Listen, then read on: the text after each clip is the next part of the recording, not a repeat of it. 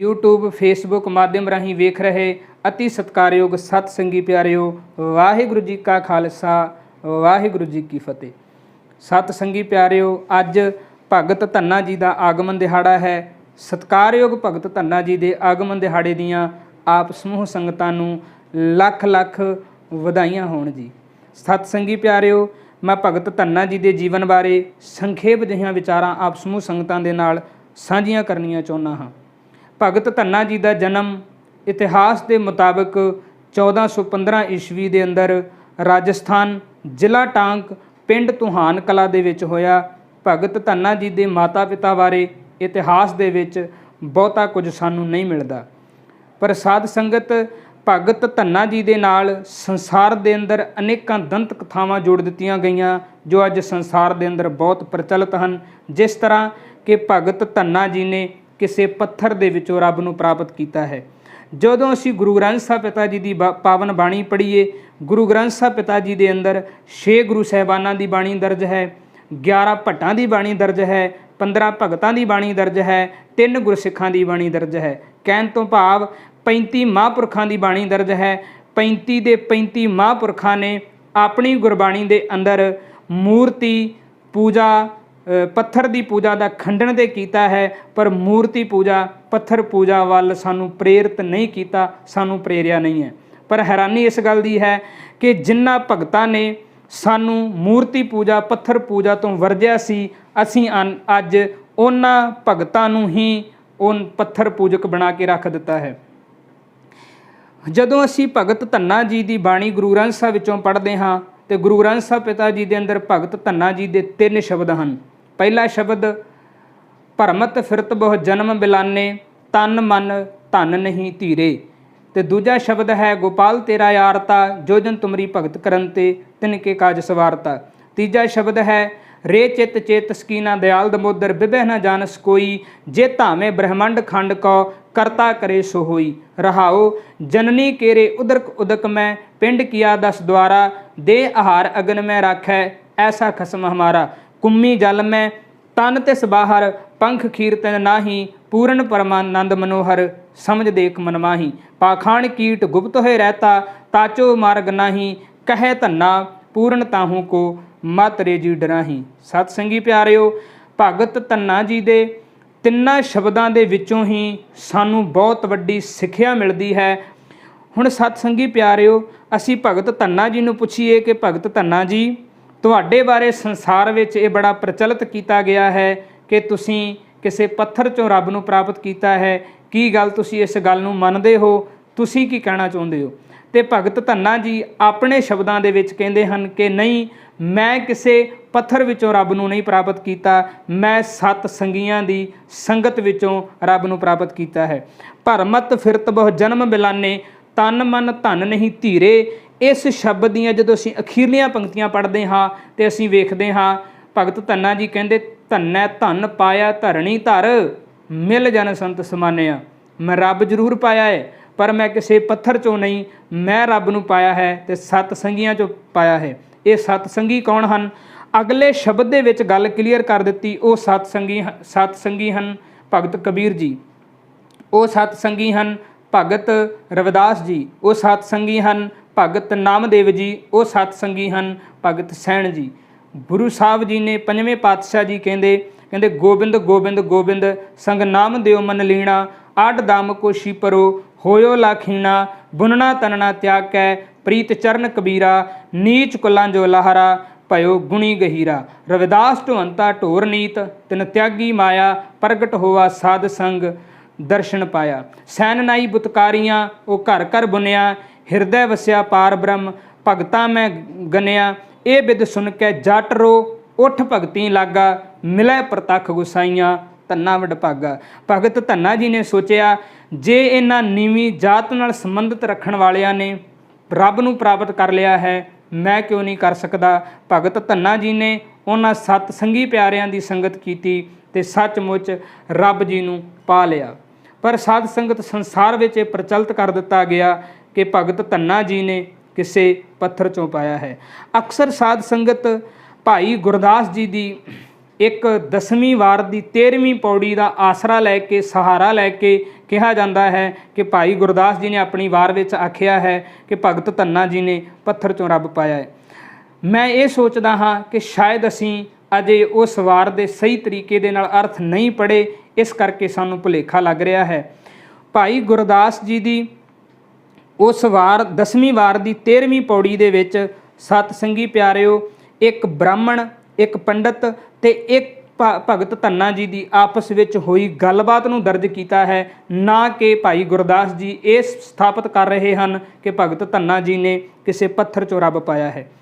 ਮੈਂ ਉਸ ਪੌੜੀ ਦੇ ਅਰਥ ਕਰਨ ਤੋਂ ਪਹਿਲਾਂ ਤੁਹਾਡੇ ਨਾਲ ਇੱਕ ਬੇਨਤੀ ਸਾਂਝੀ ਕਰ ਲਾਂ ਕਿ ਪਿਆਰਿਓ, ਜਿਸ ਵਕਤ ਗੁਰੂ ਅਰਜਨ ਸਾਹਿਬ ਪਿਤਾ ਜੀ ਨੇ ਗੁਰੂ ਗ੍ਰੰਥ ਸਾਹਿਬ ਪਿਤਾ ਜੀ ਦੀ ਲਿਖਵਾਈ ਕਰਾਈ ਤੇ ਲਿਖਾਈ ਕਰਾਈ ਹੈ ਭਾਈ ਗੁਰਦਾਸ ਜੀ ਦੇ ਕੋਲੋਂ।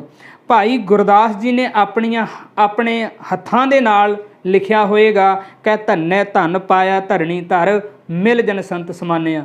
ਭਾਈ ਗੁਰਦਾਸ ਜੀ ਨੇ ਆਪਣੇ ਹੱਥਾਂ ਦੇ ਨਾਲ ਇਹ ਪੰਕਤੀਆਂ ਨੂੰ ਲਿਖਿਆ ਹੋਏਗਾ, ਪੜ੍ਹਿਆ ਹੋਏਗਾ। ਪੜ੍ਹਨ ਲਿਖਣ ਤੋਂ ਬਾਅਦ ਵਿੱਚ ਭਾਈ ਗੁਰਦਾਸ ਜੀ ਇਹ ਗੱਲ ਕਿਸ ਤਰੀਕੇ ਨਾਲ ਕਹਿ ਸਕਦੇ ਹਨ ਕਿ ਭਗਤ ਧੰਨਾ ਜੀ ਨੇ ਪੱਥਰ 'ਚੋਂ ਰੱਬ ਪਾਇਆ ਹੈ। ਖੈਰ, ਅਸੀਂ ਇਸ ਵਾਰ ਨੂੰ ਸਮਝ ਨਹੀਂ ਪਾਏ। ਉਸ ਵਾਰ ਦੇ ਵਿੱਚ ਆਪਸ ਵਿੱਚ ਹੋਈ ਗੱਲਬਾਤ ਹੈ।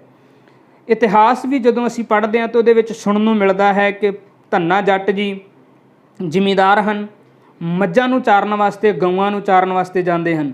ਜਦੋਂ ਜਾਂਦੇ ਹਨ, ਰਸਤੇ ਦੇ ਵਿੱਚ ਇੱਕ ਸਥਾਨ ਪੈਂਦਾ ਹੈ ਜਿੱਥੇ ਇੱਕ ਪੰਡਿਤ ਜੀ, ਬ੍ਰਾਹਮਣ ਜੀ ਇੱਕ ਪੱਥਰ ਦੀ ਪੂਜਾ ਕਰਦੇ ਹਨ ਤੇ ਭਗਤ ਧੰਨਾ ਜੀ ਗਊਆਂ ਚਾਰਨ ਵਾਸਤੇ ਜਾਂਦੇ ਹਨ।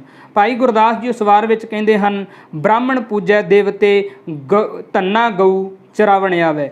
ਜਿਹੜਾ ਬ੍ਰਾਹਮਣ ਹੈ ਉਹ ਇੱਕ ਦੇਵਤੇ ਦੀ ਪੂਜਾ ਕਰਦਾ ਹੈ, ਪੱਥਰ ਦੀ ਪੂਜਾ ਕਰਦਾ ਹੈ ਤੇ ਭਗਤ ਧੰਨਾ ਜੀ ਗਊਆਂ ਚਾਰਨ ਵਾਸਤੇ ਜਾਂਦੇ ਹਨ। ਕਹਿੰਦੇ ਧੰਨੇ ਡਿੱਠਾ ਚਲਤ ਇਹ ਪੁੱਛੇ ਬ੍ਰਾਹਮਣ ਆਖ ਸੁਣਾਵੇ। ਧੰਨੇ ਡਿੱਠਾ, ਧੰਨੇ ਨੇ ਵੇਖਿਆ, ਚਲਤ ਇਹ ਪੁੱਛੇ ਬ੍ਰਾਹਮਣ ਆਖ ਸੁਣਾਵੇ। ਬ੍ਰਾਹਮਣ ਜੀ ਨੂੰ ਪੁੱਛਿਆ, ਕਹਿੰਦੇ ਠਾਕੁਰ ਦੀ ਪੂਜਾ ਕਰੈ ਜੋ ਇੱਛਾ ਸੋਈ ਫਲ ਪਾਵੇ। ਭਾਈ ਸਤ ਸੰਗੀ ਪਿਆਰਿਓ, ਜਿਸ ਵਕਤ ਧੰਨਾ ਜੀ ਨੇ ਪੁੱਛਿਆ ਕਿ ਤੁਸੀਂ ਠਾਕੁਰ ਦੀ ਪੂਜਾ ਕਿਉਂ ਕਰਦੇ ਹੋ, ਤੇ ਬ੍ਰਾਹਮਣ ਨੇ ਜਵਾਬ ਦਿੱਤਾ, ਮੈਂ ਇਹਦੀ ਪੂਜਾ ਇਸ ਕਰਕੇ ਕਰਦਾ ਹਾਂ ਕਿ ਜੋ ਕੁਝ ਮੈਂ ਇਹਦੇ ਕੋਲੋਂ ਮੰਗਦਾ ਹਾਂ ਮੈਨੂੰ ਮਿਲ ਜਾਂਦਾ ਹੈ, ਜੋ ਇੱਛਾ ਸੋਈ ਫਲ ਪਾਵੇ। ਧੰਨਾ ਕਰਦਾ ਜੋਦੜੀ, ਧੰਨੇ ਨੇ ਬੇਨਤੀ ਕੀਤੀ, ਕੀ ਕਿਹਾ? ਕਹਿੰਦੇ ਮੈਂ ਭੇ ਦੇਹ ਇੱਕ ਜੇ ਤੁਧ ਭਾਵੈ। ਕਹਿੰਦੇ ਮੈਂ ਤੇਰੇ ਇਸ ਪੱਥਰ ਬਾਰੇ ਤੇ ਨਹੀਂ ਜਾਣਦਾ, ਮੈਨੂੰ ਉਸ ਇੱਕ ਅਕਾਲ ਪੁਰਖ ਦੀ ਵਿਚਾਰਧਾਰਾ ਬਾਰੇ ਦੱਸ।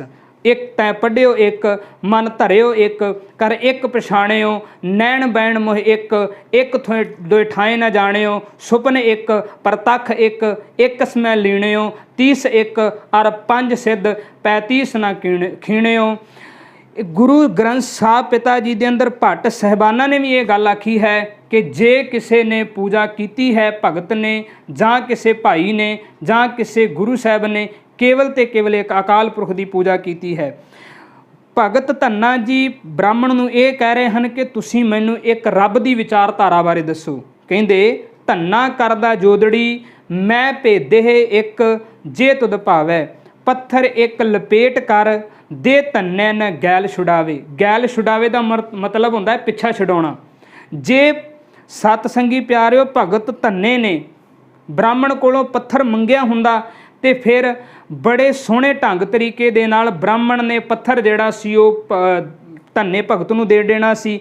ਇਹਦੇ ਪਿੱਛਾ ਛਡਾਉਣ ਦੀ ਕੋਈ ਗੱਲ ਹੀ ਨਹੀਂ ਸੀ ਆਉਂਦੀ। ਇਹਦਾ ਪਿੱਛਾ ਛਡਾਉਣ ਦਾ ਮਤਲਬ ਇਹ ਸੀ ਕਿ ਇੱਕ ਦੀ ਵਿਚਾਰਧਾਰਾ ਬਾਰੇ ਨਾ ਤੇ ਪੱਥਰ ਨੂੰ ਪਤਾ ਸੀ ਤੇ ਨਾ ਉਸ ਬ੍ਰਾਹਮਣ ਉਸ ਪੰਡਤ ਨੂੰ ਪਤਾ ਸੀ।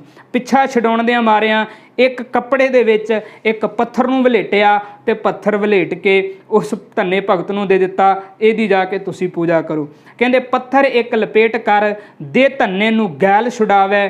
ਤੇ ਅੱਗੇ ਮਰਿਆਦਾ ਦੱਸਣ ਲੱਗ ਪਿਆ, ਕਹਿੰਦਾ ਠਾਕੁਰ ਨੂੰ ਨਵਾਲੀ ਹੈ ਸ਼ਾਹੇ ਰੋਟੀ ਲੈ ਭੋਗ ਚੜਾਵੇ। ਕਹਿਣ ਲੱਗਾ, ਕਹਿੰਦਾ ਤੁਸੀਂ ਘਰ ਜਾਓ, ਇਸ ਪੱਥਰ ਨੂੰ ਧੋਵੋ, ਇਸ ਪੱਥਰ ਨੂੰ ਨਵਾਵੋ, ਇਸ ਪੱਥਰ ਨੂੰ ਤੁਸੀਂ ਲੱਸੀ ਛਕਾਓ, ਇਸ ਪੱਥਰ ਨੂੰ ਤੁਸੀਂ ਭੋਜਨ ਦਾ ਜਿਹੜਾ ਹੈ ਉਹ ਭੋਗ ਪ੍ਰਸ਼ਾਦੇ ਦਾ ਭੋਗ ਲਵਾਓ। ਇਹ ਸਾਰੇ ਸ਼ਬਦ ਜਿਹੜੇ ਸਨ ਉਸ ਪਾਂਧੇ ਨੇ ਉਸ ਪੰਡਤ ਨੇ ਕਹੇ। ਉਹ ਕਹਿੰਦਾ ਠਾਕੁਰ ਨੂੰ ਨਵਾਲ ਛੈ ਰੋਟੀ ਲੈ ਭੋਗ ਚੜਾਵੇ, ਹੱਥ ਜੋੜ ਮਿੰਨਤਾਂ ਕਰੇ ਪੈਰੀਂ ਪੈ ਪੈ ਬਹੁਤ ਮਨਾਵੇ। ਜਿਹੜਾ ਪਾਂਧਾ ਸੀ ਉਹ ਹੱਥ ਜੋੜ ਕੇ ਮਿੰਨਤਾਂ ਕਰਦਾ, ਪੈਰੀਂ ਪੈਂਦਾ ਹੈ। ਕੀ ਕਹਿੰਦਾ? ਕਹਿੰਦਾ ਹਉ ਪੀ ਮੂੰਹ ਨਾ ਜੁਠਾਲਸਾਂ ਤੂੰ ਰੁੱਠਾ ਕਹਿੰਦੇ ਮੈਂ ਕਿਹੋ ਨਾ ਸੁਖਾਵੈ, ਕਹਿੰਦੇ ਮੈਂ ਸੁਖੀ ਨਹੀਂ ਆ ਕਿ ਤੁਸੀਂ ਮੇਰੇ ਨਾਲ ਰੁੱਸੇ ਹੋਏ ਹੋ, ਇਸ ਕਰਕੇ ਮੈਂ ਪ੍ਰਸ਼ਾਦਾ ਨਹੀਂ ਛਕਣਾ। ਪਰ ਅਸੀਂ ਇਸ ਗੱਲ ਨੂੰ ਇੱਧਰ ਜੋੜ ਦਿੱਤਾ ਕਿ ਭਗਤ ਧੰਨਾ ਜੀ ਘਰ ਲੈ ਕੇ ਗਏ, ਭਗਤ ਧੰਨਾ ਜੀ ਨੇ ਉਸ ਪੱਥਰ ਨੂੰ ਧੋਤਾ, ਭਗਤ ਧੰਨਾ ਜੀ ਨੇ ਥਾਲ ਪਰੋਸਿਆ ਤੇ ਅੱਗੇ ਰੱਖ ਦਿੱਤਾ। ਕਹਿਣ ਲੱਗੇ ਜਿੰਨਾ ਚਿਰ ਤੱਕ ਤੁਸੀਂ ਨਹੀਂ ਛਕਦੇ ਉਹਨਾਂ ਚਿਰ ਤੱਕ ਮੈਂ ਨਹੀਂ ਛਕਾਂਗਾ। ਪਰ ਸਤਸੰਗੀ ਪਿਆਰਿਓ, ਇਸ ਤਰੀਕੇ ਦੇ ਨਾਲ ਬਿਲਕੁਲ ਨਹੀਂ ਸੀ। ਹੋਇਆ ਇਸ ਤਰ੍ਹਾਂ ਕਿ ਜਦੋਂ ਭਗਤ ਧੰਨਾ ਜੀ ਨੇ ਬ੍ਰਾਹਮਣ ਨੂੰ ਆਖਿਆ ਤੁਸੀਂ ਮੈਨੂੰ ਇੱਕ ਰੱਬ ਦੀ ਪੂਜਾ ਬਾਰੇ ਦੱਸੋ, ਇੱਕ ਅਕਾਲ ਪੁਰਖ ਦੀ ਵਿਚਾਰਧਾਰਾ ਬਾਰੇ ਦੱਸੋ, ਤੇ ਜਦੋਂ ਬ੍ਰਾਹਮਣ ਨਾ ਦੱਸ ਪਾਇਆ, ਪਿੱਛਾ ਛਡਾਉਣ ਦਿਆਂ ਮਾਰਿਆਂ ਉਹਨੇ ਕੀ ਕੀਤਾ, ਇੱਕ ਕੱਪੜੇ ਵਿੱਚ ਪੱਥਰ ਵਲੇਟ ਕੇ ਦੇ ਦਿੱਤਾ। ਕਹਿੰਦੇ ਹੱਥ ਜੋੜ ਮਿੰਨਤਾਂ ਕਰੈ, ਪੈਰੀ ਪੈ ਪੈ ਬਹੁਤ ਮਨਾਵੈ, ਕਹਿੰਦੇ ਹੋਂ ਪੀ ਮੂੰਹ ਨਾ ਜੁਠਾਲਸਾਂ, ਕਹਿੰਦੇ ਤੂੰ ਰੁੱਠਾ ਮੈਂ ਕਿਹੋ ਨਾ ਭਾਵੇ, ਮੈਂ ਕੁਝ ਛਕਾਂਗਾ ਨਹੀਂ ਜੇ ਤੁਸੀਂ ਰੁੱਠੇ ਰਹੋਗੇ। ਕਹਿੰਦੇ ਗੁਸਾਈ ਪ੍ਰਤੱਖ ਹੋਏ, ਕਹਿੰਦੇ ਰੋਟੀ ਖਾਏ ਛੂਹੇ ਮੋਹ ਲਾਵੈ।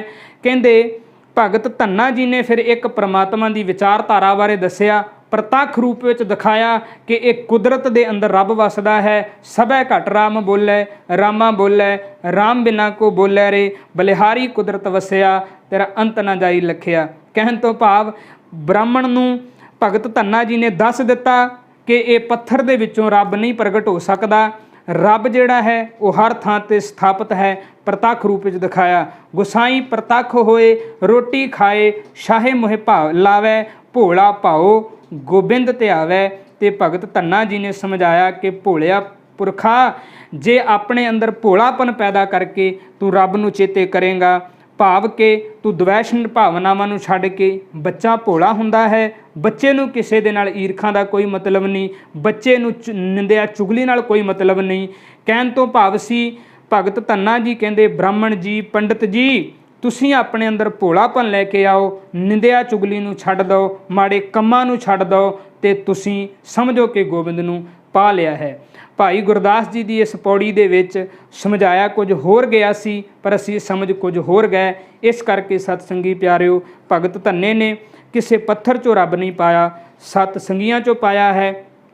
ਅਸੀਂ ਵੀ ਸੰਗਤ ਕਰੀਏ ਤੇ ਅਸੀਂ ਵੀ ਸਤ ਸੰਗਤ ਦੇ ਵਿੱਚੋਂ ਸਾਧ ਸੰਗਤ ਰੱਬ ਨੂੰ ਪਾਉਣ ਦਾ ਯਤਨ ਕਰੀਏ। ਪੱਥਰਾਂ ਦੇ ਵਿੱਚੋਂ ਕਦੇ ਰੱਬ ਨਹੀਂ ਪਾਏ ਜਾਂਦੇ। ਗੁਰਬਾਣੀ ਵਿੱਚ ਸਾਫ਼ ਸ਼ਬਦਾਂ ਵਿੱਚ ਆਖਿਆ ਹੈ, ਇੱਕ ਹੈ ਪਾਥਰ ਕੀਜੈ ਭਾਓ, ਦੂਜੈ ਪਾਥਰ ਧਰੀਏ ਪਾਉ, ਜੇ ਇਹ ਦਿਓ ਤਾਂ ਉਹ ਪੀ ਦੇਵਾ, ਕਹੇ ਨਾਮ ਦਿਓ ਹਮ ਹਰ ਕੀ ਸੇਵਾ।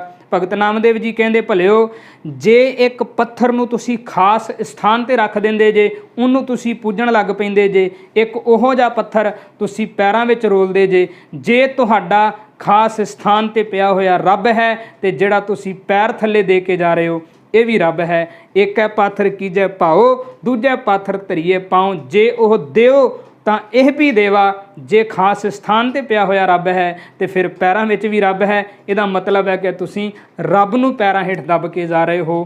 ਕਹਿੰਦੇ ਕਹੇ ਨਾਮ ਦਿਓ ਹਮ ਹਰ ਕੀ ਸੇਵਾ, ਮੈਂ ਇਸ ਸੇਵਾ ਵਿੱਚ ਨਹੀਂ ਪੈਂਦਾ, ਮੈਂ ਇੱਕ ਹਰੀ ਦੇ ਨਾਮ ਦੀ ਸੇਵਾ ਕਰਦਾ ਹਾਂ।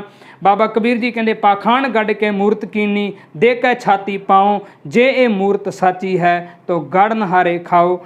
ਬਾਬਾ ਕਬੀਰ ਜੀ ਨੇ ਆਖਿਆ ਕਿ ਜੇ ਸੱਚੀ ਮੁੱਚੀ ਮੂਰਤ ਸੱਚੀ ਹੈ ਤੇ ਜਿਹੜਾ ਉਹ ਮੂਰਤ ਨੂੰ ਤਿਆਰ ਕਰਦਾ ਹੈ ਫਿਰ ਉਹ ਮੂਰਤ ਉਹਨੂੰ ਖਾ ਜਾਵੇ। ਮੂਰਤ ਖਾਂਦੀ ਕਿਉਂ ਨਹੀਂ? ਇਸ ਤਰ੍ਹਾਂ ਹੁੰਦਾ ਨਹੀਂ। ਗੁਰੂ ਸਾਹਿਬਾਨਾਂ ਨੇ, ਭਗਤਾਂ ਨੇ ਮੂਰਤੀ ਪੂਜਾ ਤੋਂ, ਪੱਥਰ ਪੂਜਾ ਤੋਂ ਸਾਨੂੰ ਵਰਜਿਆ ਹੈ। ਸੋ ਅਸੀਂ ਸ਼ਬਦ ਗੁਰੂ ਦੇ ਨਾਲ ਜੁੜੀਏ। ਸਾਡਾ ਬਾਣੀ ਗੁਰੂ ਗੁਰੂ ਹੈ ਬਾਣੀ, ਵਿੱਚ ਬਾਣੀ ਅੰਮ੍ਰਿਤ ਸਾਰੇ, ਗੁਰਬਾਣੀ ਕਹੈ ਸੇਵਕ ਜਨ ਮਾਨੈ, ਪ੍ਰਤੱਖ ਗੁਰੂ ਨਿਸਤਾਰੇ। ਸ਼ਬਦ ਗੁਰੂ ਸੁਰਤ ਧੁਨ ਚੇਲਾ। ਵਾਹਿਗੁਰੂ ਜੀ ਕਾ ਖਾਲਸਾ, ਵਾਹਿਗੁਰੂ ਜੀ ਕੀ ਫਤਿਹ।